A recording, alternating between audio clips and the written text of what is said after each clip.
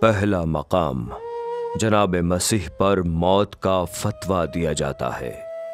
اے ہمارے منجی عالمین، ہم آپ کو سجدہ اور آپ کی حمد کرتے ہیں، اس لیے کہ آپ نے اپنی صلیبی شہادت سے دنیا کو نجات عطا فرمائی۔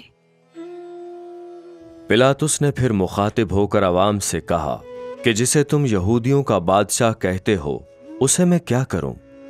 پھر وہ چلائے، اسے صلیب دے، اسے صلیب دے، اسے صلیب دے۔ مگر پلاطس نے ان سے کہا، کیوں؟ اس نے کیا برائی کی ہے؟ تب وہ مزید چلائے، اسے صلیب دے، اسے صلیب دے، اسے صلیب دے۔ تب پلاطس نے عوام کو خوش کرنے کے ارادے سے ان کے لیے بارابا کو چھوڑ دیا اور یسوع کو کوڑے لگوا کر حوالے کیا تاکہ مصلوب کیا جائے۔ جناب مسیح پر آج بھی موت کا فتویٰ لگایا جاتا ہے۔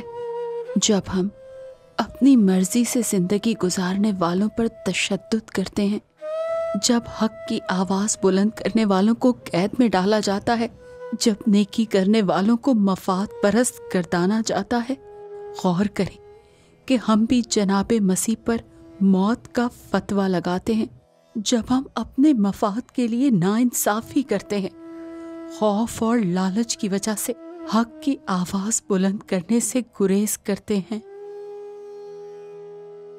اے ہمارے منجی عالمین، ہم ان لوگوں کو آپ کے حضور پیش کرتے ہیں جن پر ناانصافی اور حسد کی بنا پر مختلف فتوے دیے جاتے ہیں۔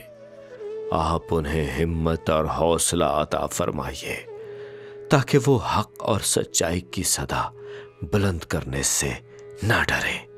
آمین۔